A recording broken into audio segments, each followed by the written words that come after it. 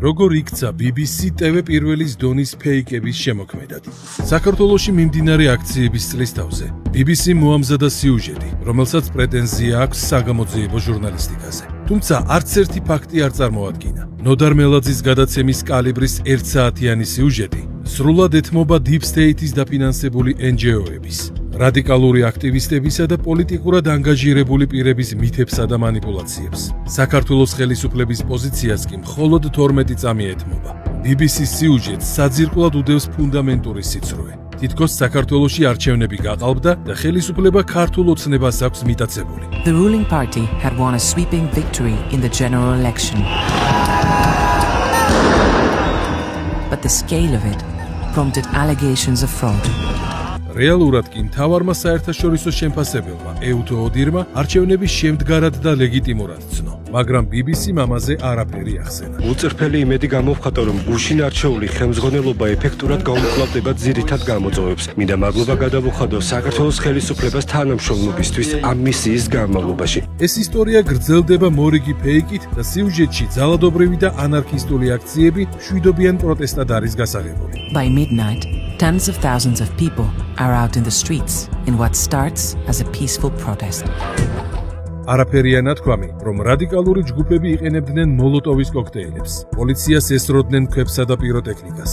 სამართალდამცველები კი მხოლოდ ამ მძიმე აგრესიის მოგერიებას ცდილობდნენ. ახლა კი მივადექით ყველაზე სულელურ ტყოილს. თითქოს წყლის ჭაულში ქიმიური ნივთიერებები იყო გარეული, რამაც ხალხის მოწამვლა გამოიწვია. წყალში იყო გარეული რაღაც ნივთიერება, რომელიც დასვლებასთან ერთად წვავდა.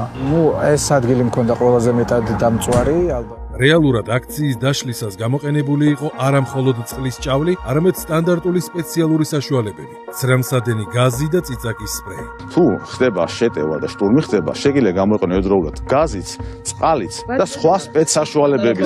სწორედ ეს საშუალებები ზუსტად იწვევს იმ სიმპტომებს, რასაც აქტივისტები აღწერენ. შემდეგ გვაჩვენეს აქტივისტი და შეთავსებით პედიატრი, რომელიც ისე გადაიღეს თითქოს ლაბორატორიულ კვლევას ატარებდა. We also identified that in long-term effects, some people had vomiting, nausea, and shortness of breath as well. But his study hasn't identified the precise chemical compounds used in the water cannons. სინამდვილეში კი მისი ეგრეთ წოდებული კვლევა მხოლოდ აქტივისტების გამოკითხვას მოიცავდა.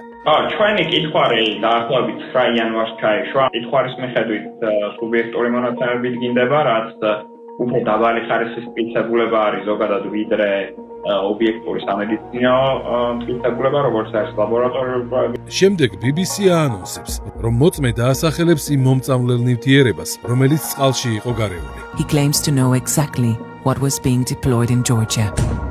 მე პირადად არ შემიძლია დავადგინო, როდესაც ვხედავ წყლის ჭავს, მასში შენებულია თუ არა ქიმიკატები. რესპონდენტი ნაცმოძრაობის პერიოდში გამოყენებული სახიფათო ნივთიერების შესახებ საუბრობს. He says that some of the water cannons used on Rustaveli Avenue were purchased in 2009.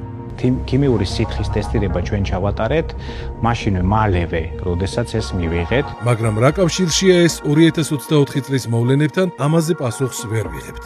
შემდეგ BBC გვაჩვენებს ვითომ მოპოვებულ დოკუმენტს და უკავშირდება ექსპერტს, მაგრამ ვერც ის გვეუბნება რა ნივთიერებაა. სამაგიეროდ კი თავის ჰიპოთეზებს გვაცნობს. Identifying the second compound, the powder, is a tougher challenge.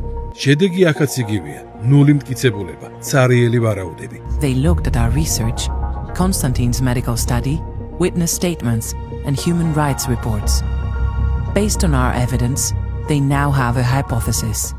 გარდა ამ უსაფუძვლო შეთითხნილი ბრალდებისა, სიუჟეტში გვხვდება სხვა არაერთი ფეიკიც.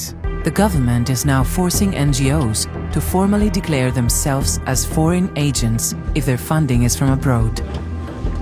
If they refuse, they can end up in prison. რეალურად უცხოური გავლენის გამჭვირვალობის შესახებ კანონში ტერმინი აგენტი საერთოდ არ წერია და კანონი არც პატიმრობას ითვალისწინებს. Nearly all leaders of Georgia's pro-Western opposition are now behind bars. It's part of a crackdown on dissent, they say. BBC მალავს მთავარს. ოპოზიციონერებმა კანონდარღვევებისა და საგამოძიებო კომისიაზე გამოუცხადებლობის გამო თავი განზრახ თვითონვე დააჭერინეს. ხალხი ვერ გატეხავ ერთ ფიზიკურმა ძალადობამ, ფინანსურმა ძალადობამ ჯარიმებს გულისხმობ და როგორც ხედავთ, მაინც დგავართ.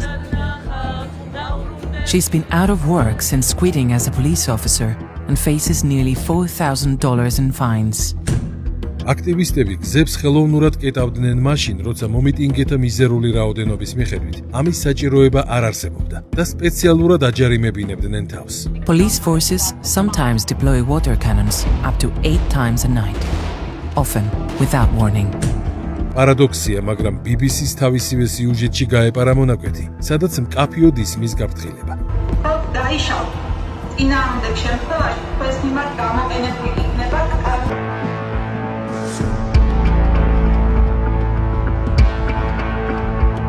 და ბოლოს, რასაც BBC აქციას უწოდებს, სინამდვილეში რუსთაველზე მდგარი 20-30 კაციანი დახელფასებული ჯგუფია, რომელთა მიმართებითაც 2024 წლის 3 დეკემბრის შემდეგ საერთოდ არ გამოყენებულა წყლის ჭავლი.